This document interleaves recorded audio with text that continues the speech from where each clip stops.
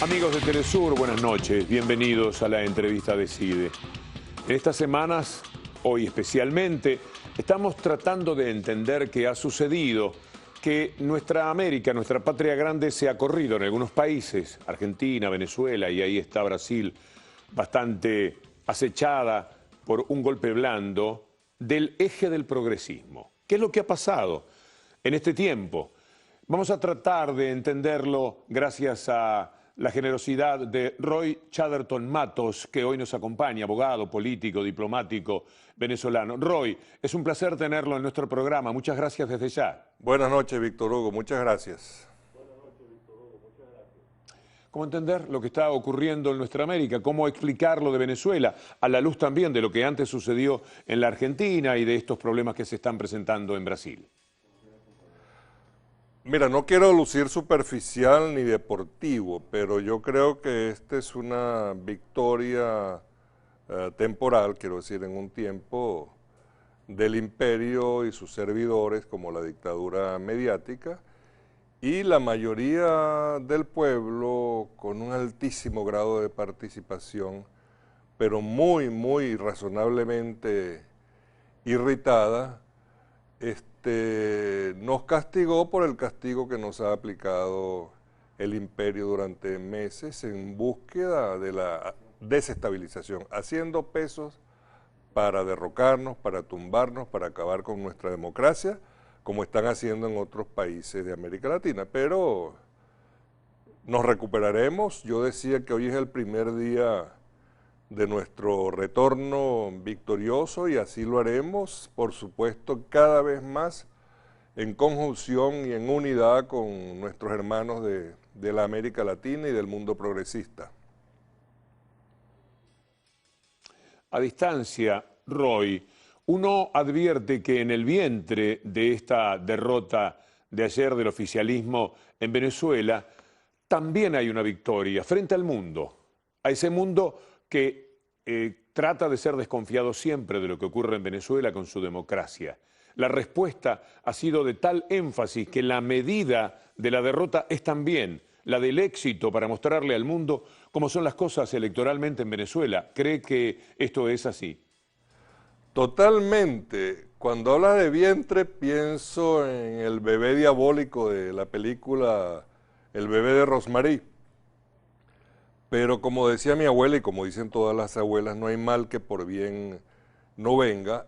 Y este resultado, lo que ha ocurrido en Venezuela, desmiente totalmente todo lo que se ha venido explotando, especulando y difamando durante muchos años. Somos una democracia, somos una buena democracia, somos una democracia noble, somos una democracia con justicia social, con progreso, con libertad, con soberanía y además con un poder electoral impecable.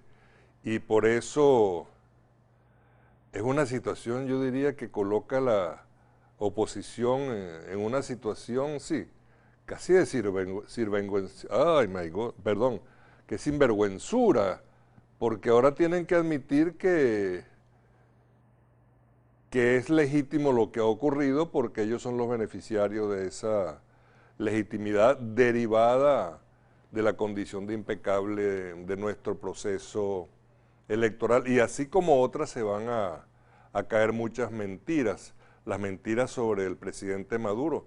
Maduro sale fortalecido de esta situación, con un alto grado de credibilidad que necesitaba de una situación heroica como esta para probar su verdad. Así que para la oposición venezolana vienen tiempos difíciles, sobre todo si pretenden abusar que el poder popular les ha otorgado temporalmente. ¿Y qué dirá la derecha del mundo? Desde la Argentina, por ejemplo. ¿Qué decir después del embate del presidente electo que asume este 10 de diciembre, pidiendo la cláusula democrática contra Venezuela? ¿Qué dirá el Departamento de Estado norteamericano?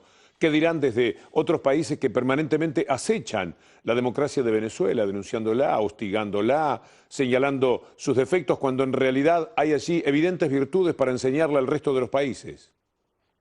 A propósito del sur, eso me recuerda a una canción de protesta, creo que chilena, creo que la cantaba Quilapayún. ¿Qué dirá el Santo Padre que vive en Roma? Pero ese Santo Padre que vive en Roma es argentino y se dará bien cuenta de lo que van a decir los que durante tanto tiempo han difamado a Venezuela. No tienen explicación. ¿Cómo es eso que en un régimen no democrático, en un régimen violador de los derechos humanos, es posible que una oposición logre una victoria contundente, temporal, como ha ocurrido en el caso de Venezuela? Es una lección para el mundo. ¿Qué dirán los que nos han difamado? Les va a costar, les va a ser difícil, encontrarán alguna forma y mientras tanto, y en eso no hay que descuidarse, seguirán con el proceso de desestabilización de los movimientos y de los gobiernos y de los procesos progresistas y de izquierda en la América Latina y donde quiera que alguien se atreva a levantar no solo la voz, sino toda su entidad física y espiritual frente al imperio. Roy, es natural que en el resto de América nos estemos preguntando qué va a suceder ahora con el gobierno de Maduro, con un parlamento dominado por la oposición. ¿Cómo será esa convivencia? ¿Qué es lo que viene en materia de la discusión desde leyes? ¿Cómo poder ser ejecutivo, el poder ejecutivo en Venezuela con un parlamento adverso? ¿Cómo ve ese panorama? Tendremos que prepararnos para una nueva etapa de gobernabilidad en el país, pero la oposición va a tener que prepararse también.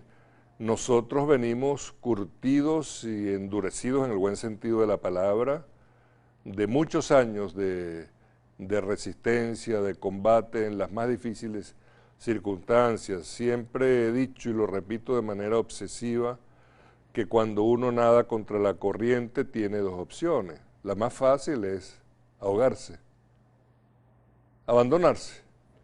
La otra es endurecer la musculatura.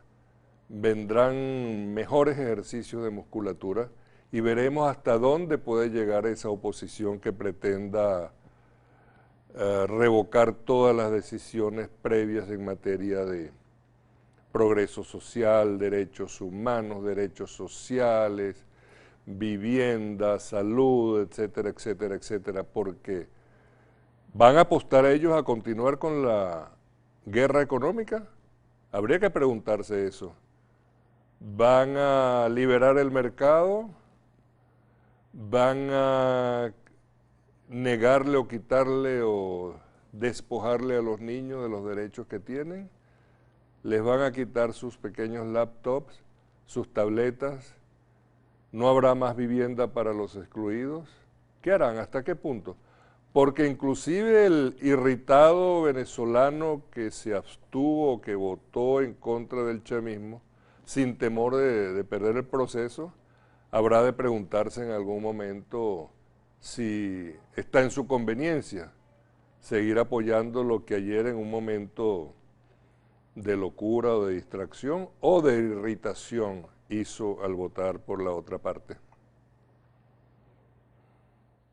¿Usted cree entonces, Roy, que al tomar una parte del poder político, al tomar la Asamblea con una mayoría importante, pueden dar pasos hacia, de alguna forma, ser más suaves, más cautos en el tratamiento que le dan al Poder Ejecutivo en cada uno de sus emprendimientos? ¿Se permite usted ese optimismo respecto a una oposición que ha sido tan dura, tan severa y que ha trabajado tanto, evidentemente, desde lo que llamamos la guerra económica?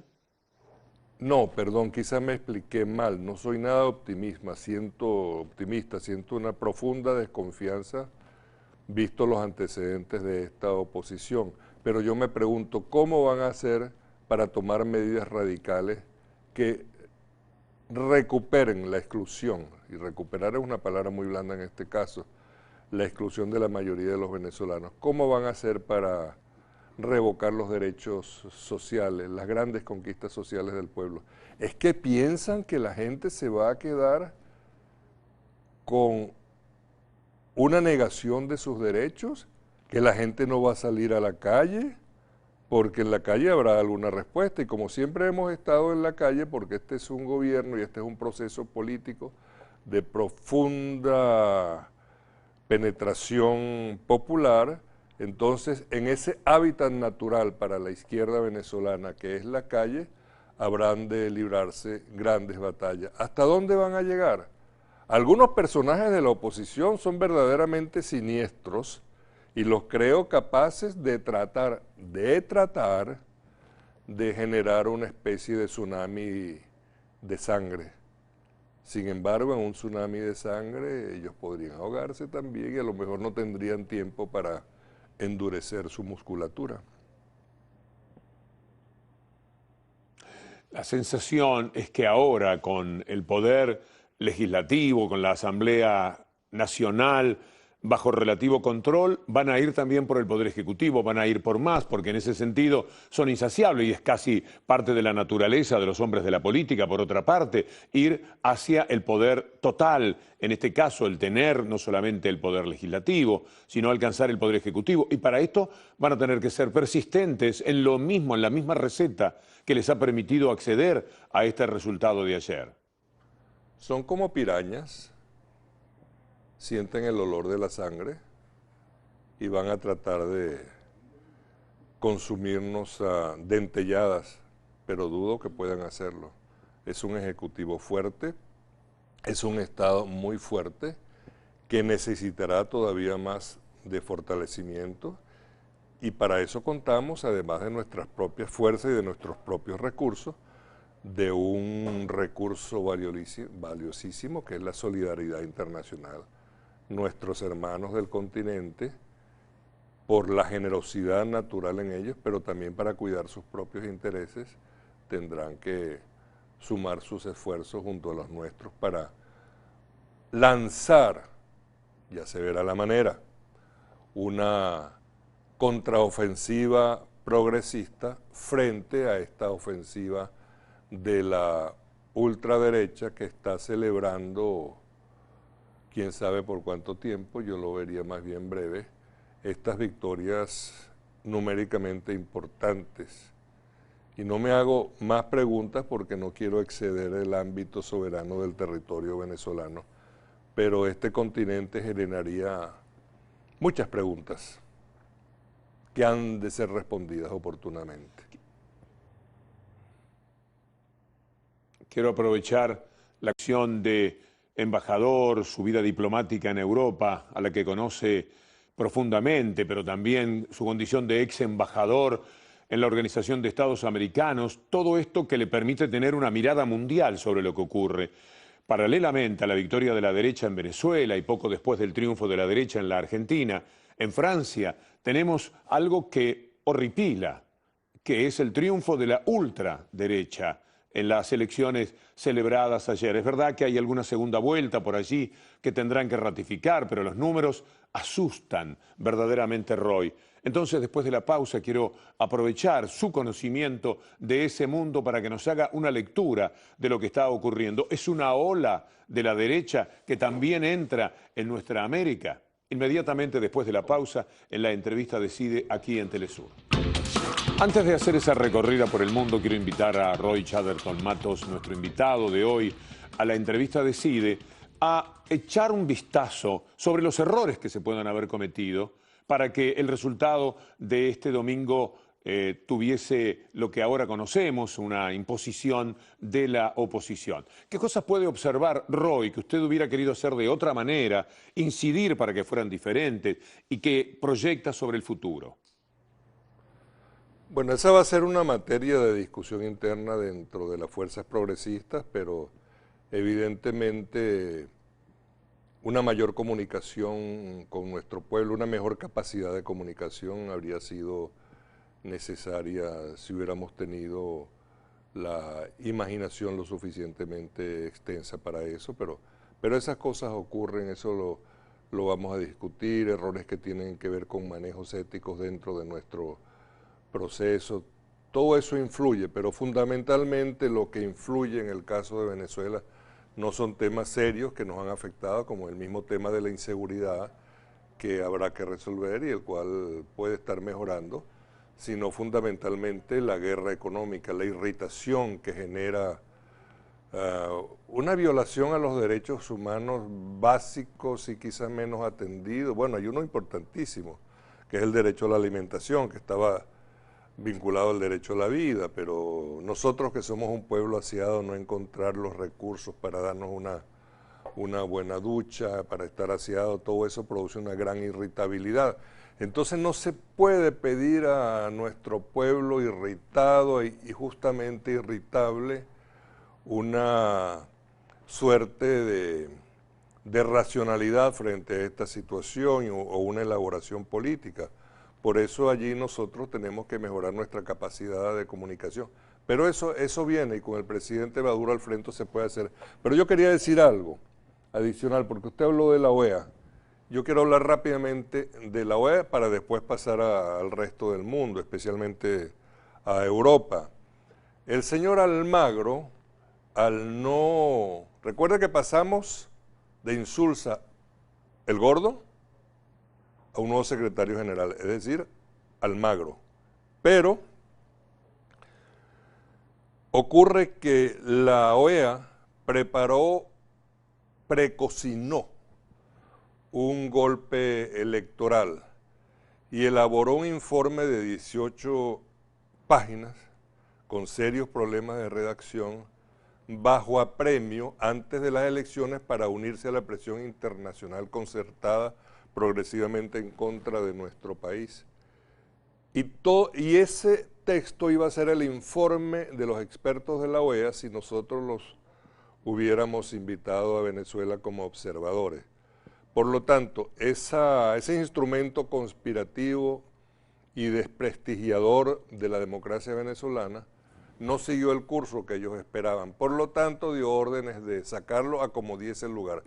18 páginas. Imagínese un país de gigantes literarios, de gigantes intelectuales como es Uruguay, el país de Galeano y Benedetti, con un secretario general de la OEA con serios problemas de redacción.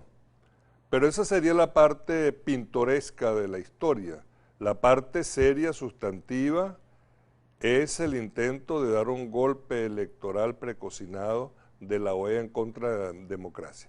Es tan distinto, radicalmente diferente, lo que ocurrió en Venezuela ayer, si lo compara con el informe Almagro, que el señor Almagro debería renunciar a la Secretaría General de la OEA. Eso es los que llaman algunos vergüenza. Vergüenza, señor secretario general. Y además ha caído en desgracia para siempre porque Mujica, uno de los estadistas de mayor credibilidad en el mundo, lo desahució. Le dijo algo así: sé que enfilaste otros rumbos y sé que es irreversible y por lo tanto te digo adiós. El peso en esta condena a Almagro, de quien fue su jefe cuando Almagro fue canciller, es algo terrible. Es una cruz que va a tener muy pesada, que va a tener que cargar por el resto de su vida. Y estoy dispuesto a hablar de Europa también, por supuesto. Sí, Europa que no se queda atrás, sobre todo países como España, con respecto a esa observación temeraria que han realizado permanentemente sobre Venezuela, ese hábito que tienen desde algunos sectores periodísticos y de gobierno de España de seguir viéndonos como colonia y seguir pensando que tenemos que hacer las cosas como ellos dicen, sobre todo por el número importante de negocios que siguen teniendo en nuestra América Latina. Lo de las venas abiertas de América Latina, de alguna manera, a veces tiene su correlato en el modernismo. Pero esa Europa, sobre todo, aflige por lo que ha ocurrido en Francia. Me gustaría un comentario al respecto, porque allí tenemos a la ultraderecha triunfante. Sí, no es la primera vez, la ultraderecha siempre ha sido poderosa, pero está creciendo bajo la dirección de la hija del señor Le Pen. pero recordemos que una de las fuentes más activas, más militantes del antisemitismo en Europa fue Francia en la preguerra de la Segunda Guerra Mundial.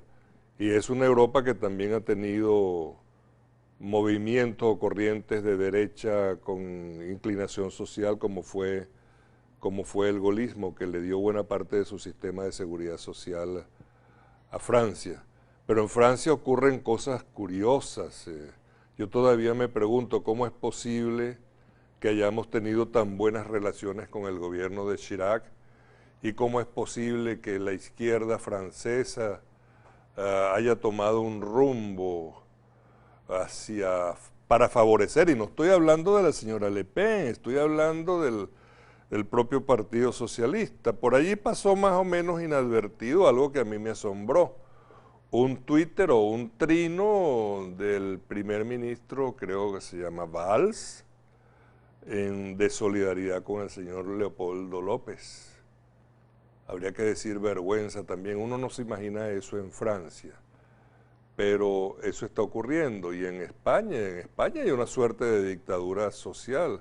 Eso de que la gente tenga que lanzarse por los balcones cuando va a ser desahuciada, cuando la fuerza del Estado es utilizada para favorecer a los propietarios privados y lo lanza a la miseria para siempre, y además a una condena horrible, que es como el mito de Sísifo, porque cuando yo llevo la roca la voy empujando hasta arriba y cuando llego a la cima se me devuelve la roca y me doy cuenta de que a pesar de que le entregué mi casa al banco, tengo que seguir pagando la hipoteca hasta el final de mis días. Eso es dictadura social. O lo que ocurrió en Grecia antes de Tsipras, que un señor horrorizado y adolorido porque se le había acabado la vida, estaba desempleado y se lanzó al vacío y se suicidó.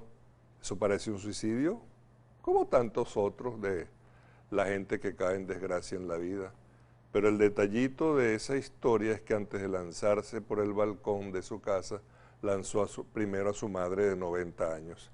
Son historias que espeluznan cuando uno se entera de los horrores que la dictadura social neoliberal está imponiendo en Europa.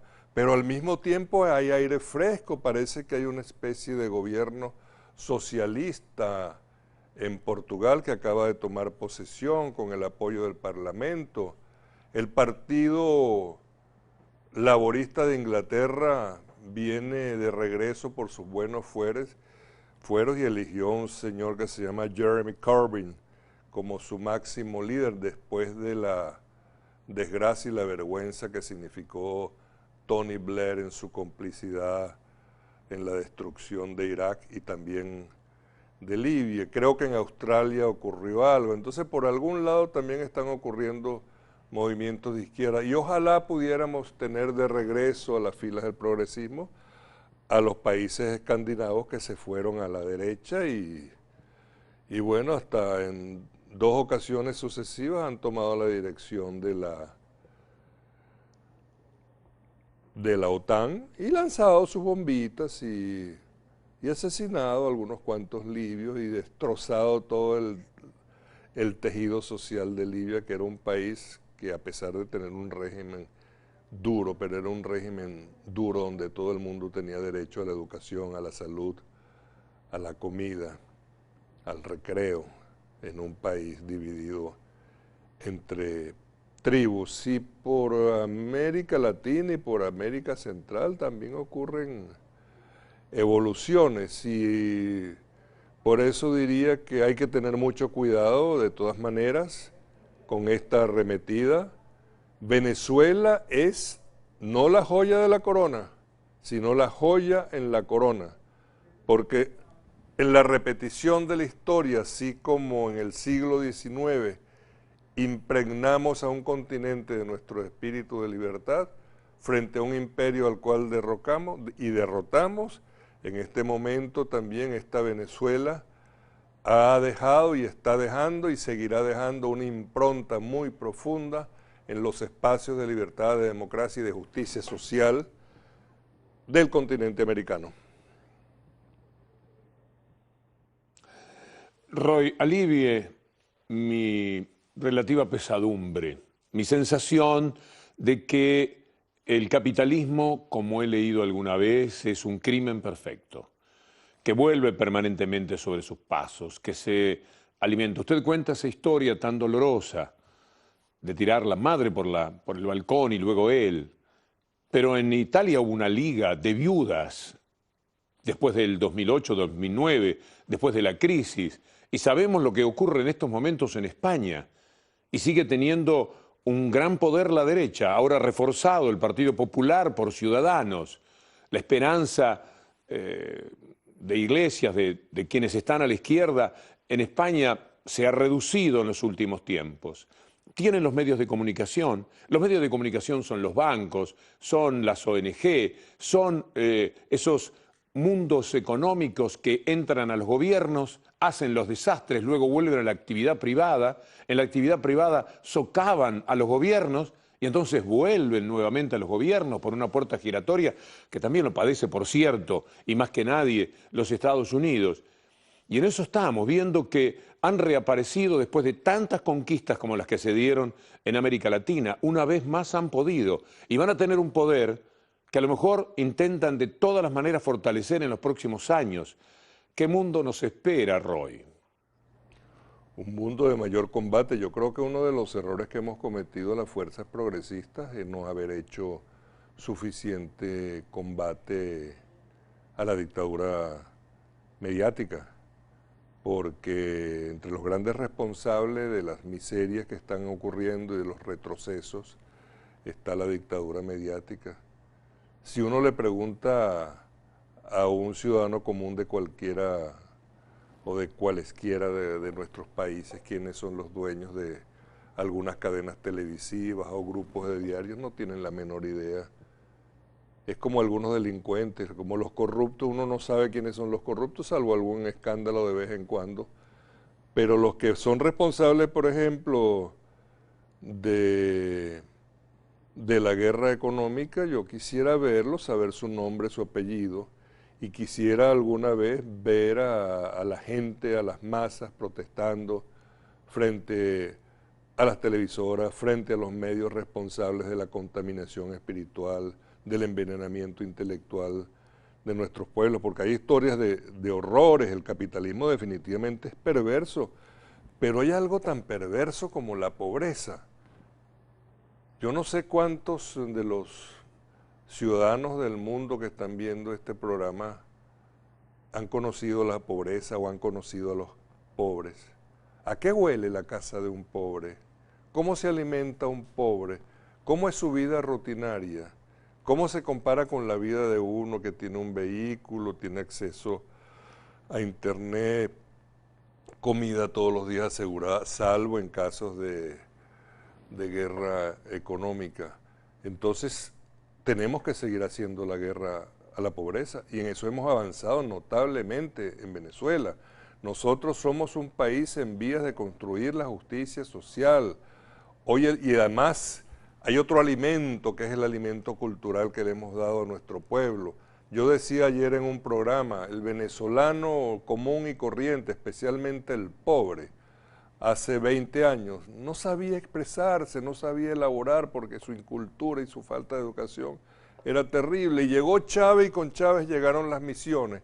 Y con las misiones llegó la educación. Si yo era analfabeta o analfabeto, aprendí a leer. Si no terminé la primaria, terminé la primaria. Si no lo hice con la secundaria, pude terminar la secundaria y hasta el privilegio de poder terminar la universidad a aquellos que no la habían podido completar. Y entonces el venezolano de hoy, gracias a la revolución, habla mejor, tan simple como eso. ¿Y por qué habla mejor? No simplemente que le enseñaron algunas guerras, algunas reglas gramaticales. Habla mejor porque tiene 17, 18 años participando activamente en un intenso debate político en defensa de sus intereses y en defensa de los intereses de su patria. Y eso es una labor revolucionaria. ¿Cómo va a ser la oposición en Venezuela para desculturizar a los venezolanos que aprendieron a leer y aprendieron a reflexionar y a razonar. Le doy un ejemplo curioso.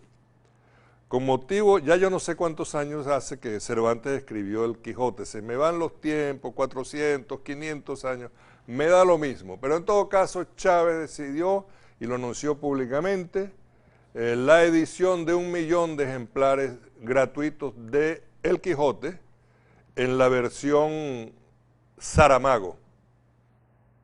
¿Y qué pasó? Que la oposición saltó de inmediato para ponerse eso, pero ¿cómo lo hizo?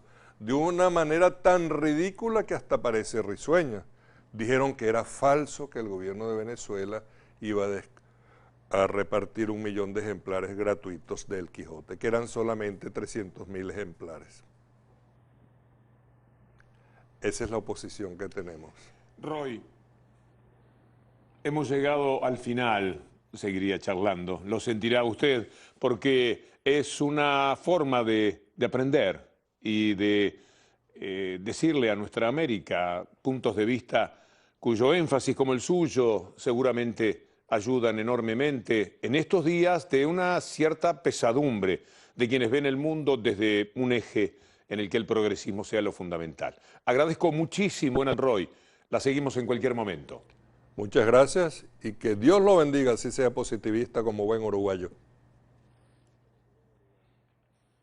Roy Chatterton Matos, diplomático, político, un hombre tan compenetrado de las cosas de nuestra América y tan conocedor del mundo, ha sido el invitado de hoy en la entrevista de CIDE, para la que están invitados en 24 horas aquí en Telesur, Dios mediante. Muchas gracias y muy buenas noches.